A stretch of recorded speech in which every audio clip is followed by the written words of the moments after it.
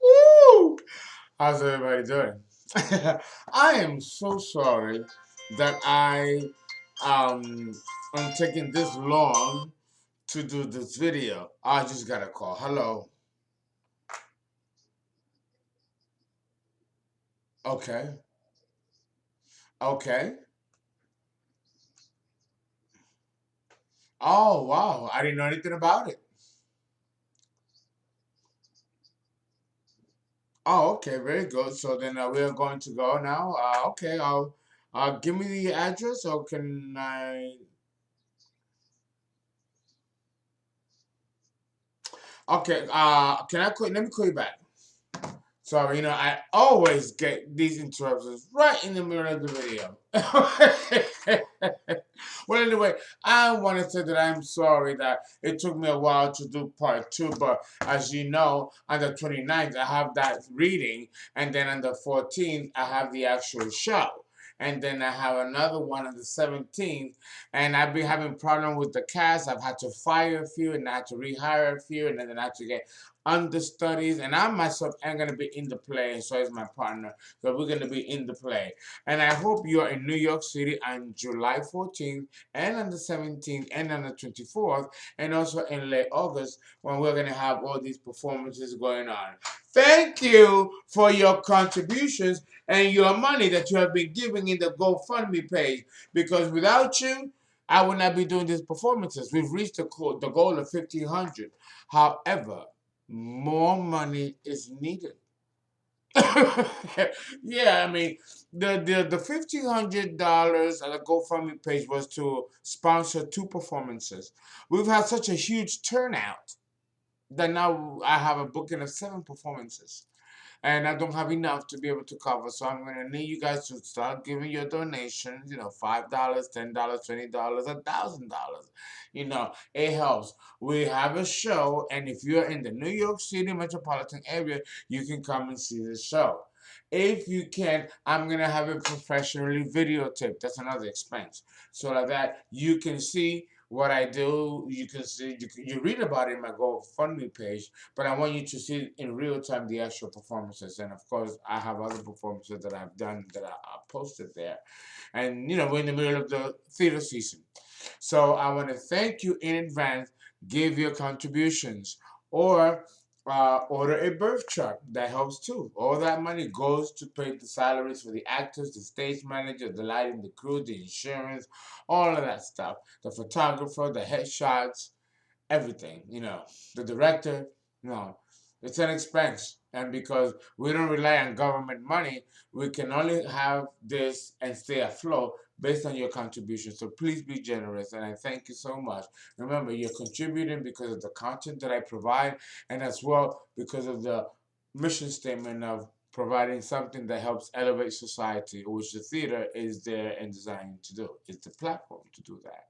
So, without further ado, we're going to go into part two of Scorpio and Capricorn. I hope you like these roses. These roses are for you, my subscribers. You have been so wonderful to me and so generous with your contributions and subscribing, that I just wanted to, if I can give you, every single one of you, these roses, every single one of you, I would. I would. You know? So that's the Leo in me. I like to be generous and giving. Every single one of you will have a rose. But okay, so I think we pretty much covered the basics of Capricorn and the basics of Scorpio. We know, right, that these are tough signs, and in order to what can I say? Make sense of how to deal with these two and be able to make a meaningful relationship work and be worthwhile. There has to be certain things that you need to know ahead of time. And you have to understand that these signs, Scorpio and Capricorn, are preservationists. They're conservative, insecure, far more deeply sensitive than you can ever imagine or that they will ever show you. And because they have a fragile sense of self behind all that toughness, it's why they can come across as so ruthless and so severe. It is inversely proportional to the insecurity and kind of uncertainty that they feel from within. Don't get it twisted. Nothing under the sun is invincible. Nothing is invulnerable under the sun. Believe that. But Scorpio and Capricorn will lead you to believe that they are invincible and that they are invulnerable. But the fact of the matter is that they are pussycats. Not much better than you and me. But they got a good game. And it's tight. And they're geniuses at it. So then you have to ask yourself, what is the basic premise behind this type of exterior? Well, one word, insecurity. But insecurity can be a very loosely thrown out term.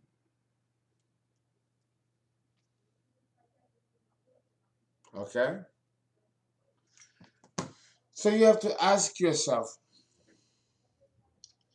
why go through such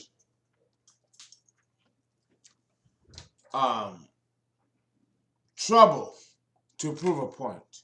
Because when you are this ruthless and this non-forgiving and this, blah, blah, blah, blah, there is a psychological underlying reason behind it. People that are ruthless and cruel and dictatorial or seemingly cold or austere in appearance and countenance usually have something to hide or carry a deep-seated insecurity that they don't want people to know about them. Okay? So understand that when you're dealing with Capricorn and with Scorpio, you're dealing with two signs that are very ruthless. But don't get it twisted. The ruthlessness is there to put a sour taste in your mouth. So you can quickly say, oh God, I don't want to deal with this person. Oh God, no. And run away. That's what they want. That way you don't look further. You don't look further into who they are. Are you going to invest time and energy in a nasty person or a person with a nasty disposition? No, you won't. And that's exactly the game. That's exactly the premise. That keeps you at bay. And that way, they let you know right away, don't fuck with me because I want nothing to do with you. So look the other way. And Scorpio and Capricorn are two of the signs that can do this par excellence.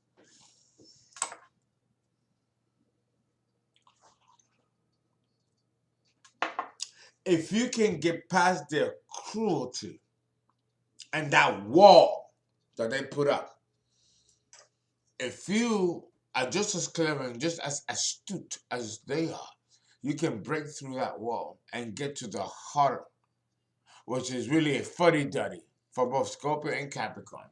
Because they're not really all that they pretend to be.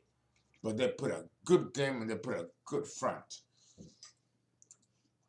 You're going to have to be far more invested if you want to break through that barrier, through that facade, and get to the true identity of these individuals and get past the mask of cruelty and sadism that they portray to the outside. Okay? So now we are going to go into a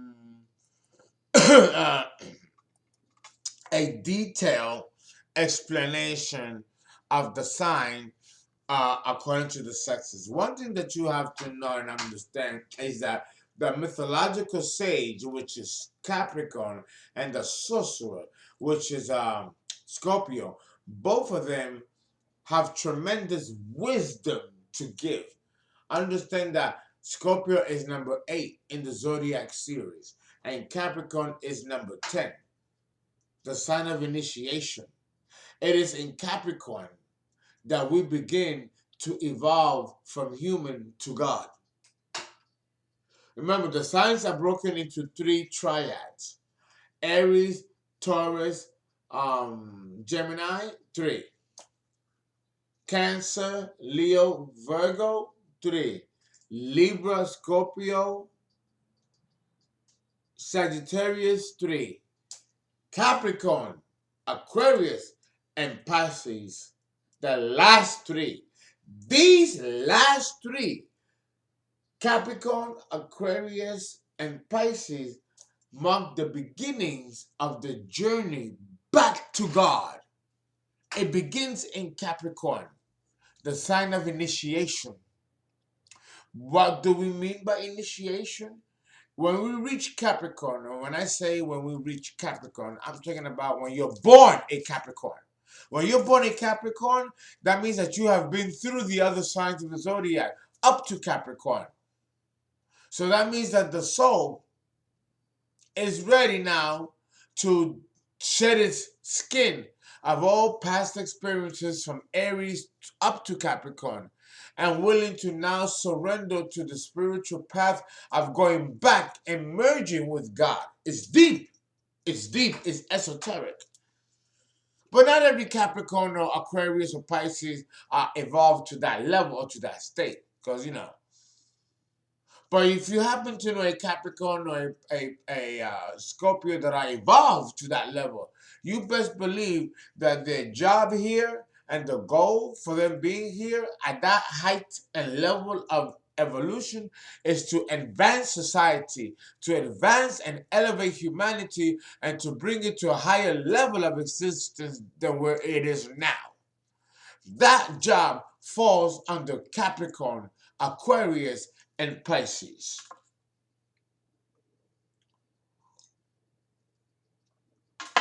Personality and ego begins to die when it reaches Capricorn, and the soul and spirit begins to be born. The soul has gone through many incarnations and has gone through many collective experiences, and now it is time for the soul to reach another level of evolution which has transcended and preceded the last. Everything is a spiral upwards in evolution. This concept and this awakening of of consciousness and yearning to return back to God begins in Capricorn, believe it or not. The ebb and flow actually starts to happen in Sagittarius. It's still confusing, and it's still, the phase of Sagittarius is a very painful one. It is a phase of transition, and then that leads to a consolidation, which leads to a more firmer platform, which begins in Capricorn.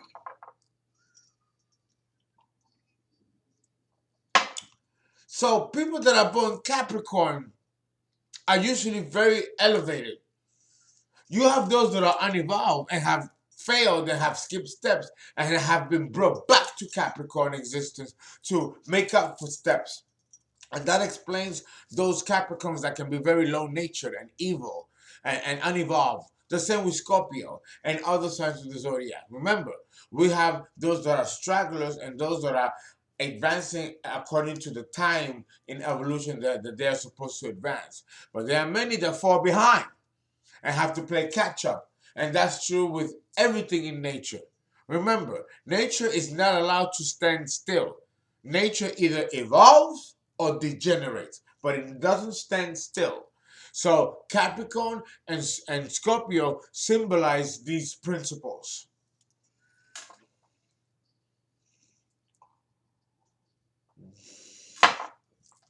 Now, going into specificity concerning the Capricorn man and the Scorpio woman, or the Scorpio man or the Capricorn woman. And of course, we're going to flip it.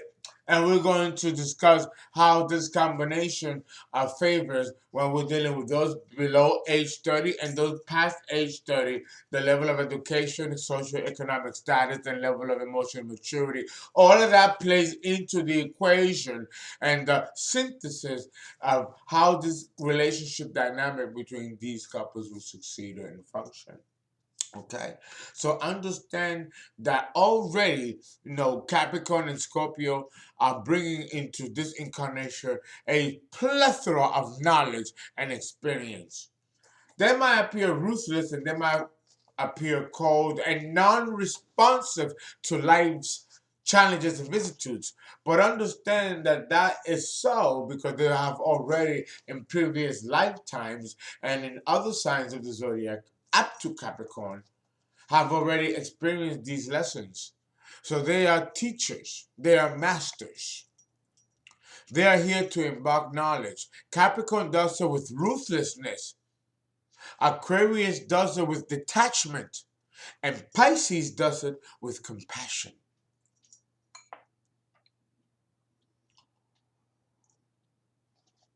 And each modality is important for the advancement and evolution of every soul on this planet. The last three triad, Capricorn, Aquarius, and Pisces, symbolize a level of discipline and absolute maturity and surrender that can only be matched and comparable to the highest being of existence, the God that we never known, the Ein Sof itself. Okay? What's my cat is meowing? What's wrong, Mama? What's wrong, booby?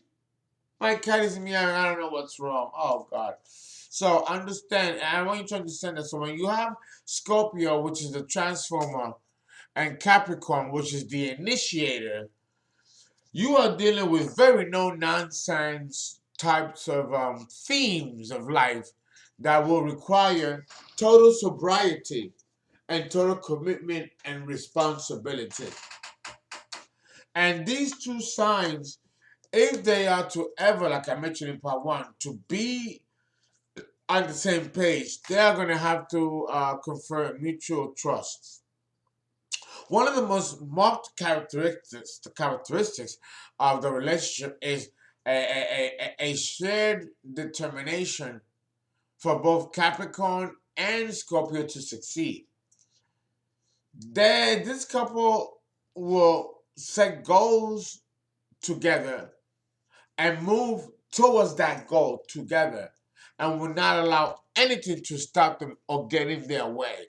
This is, again, like I mentioned in part one, the example of the power couple. But it can also be the war of the roses, the opposite polarity.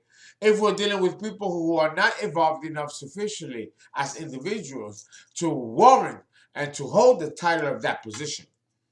Because just because you're a Capricorn doesn't mean that you're there at an evolved state of initiation. You could be a Capricorn that you need to repeat a couple of steps that you did not get to complete in a former lifetime. And you're going to have to be in Capricorn to complete it and do it before you can really move to the higher level of Capricorn. And that's true of all the signs. So as you have to understand that progress and upward mobility is absolutely paramount for this combination. There's no way that it can work if it's not in this way. And little can stand in the way with this combination of them not achieving what they want. They're going to achieve what they want regardless. Capricorn and Scorpio compatibility is strong when it comes to also sexual attraction.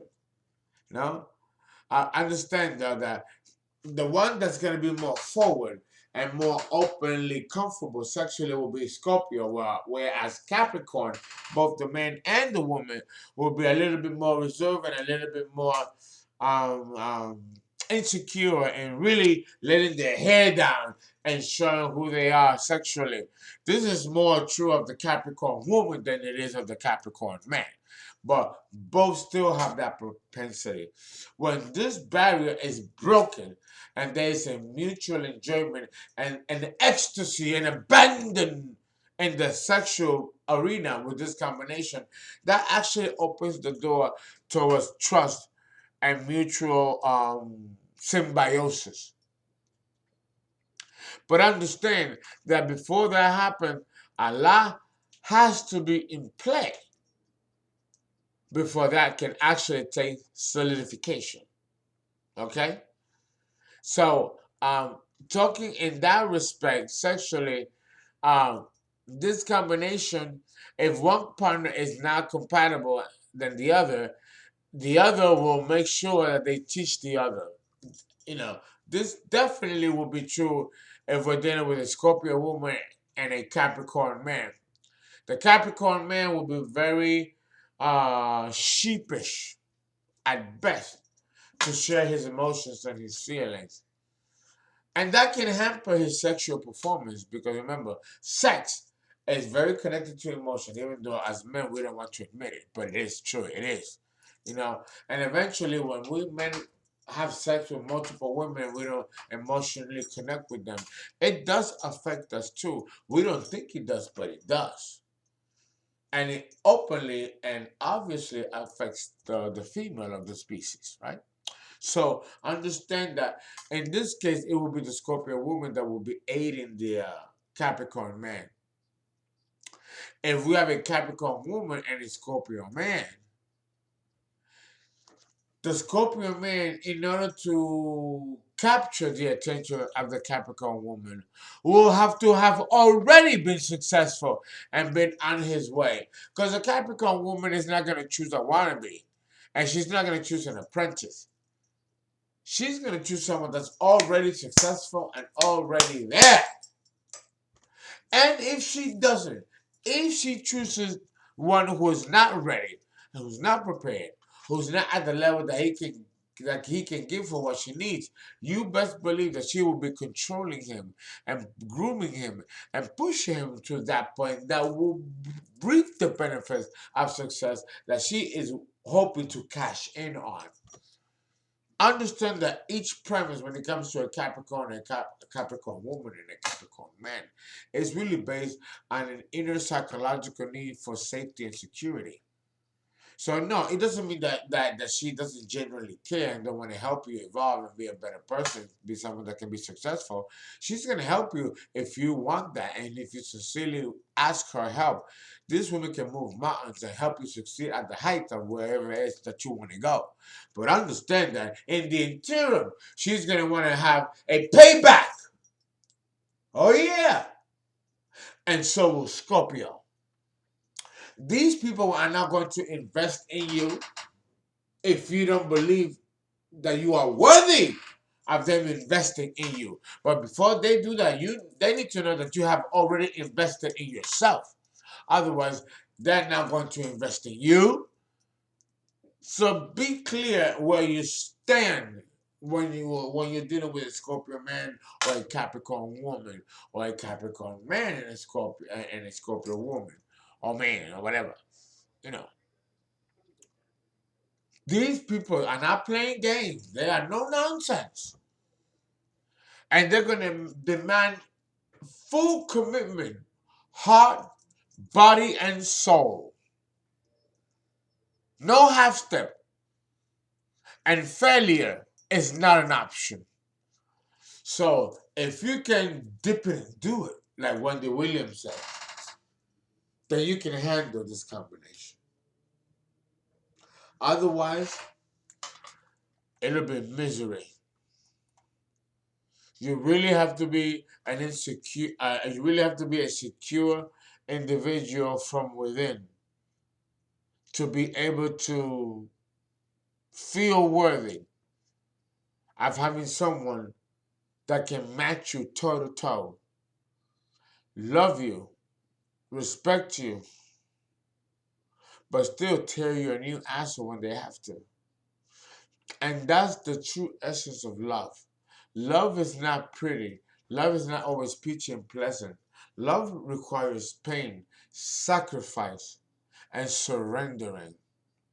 Three things that human beings are terrified of within the context of interpersonal relationships. And I tell you, until we evolve as a species where we can transcend that, we will not move forward as a species. And we're done with this combination.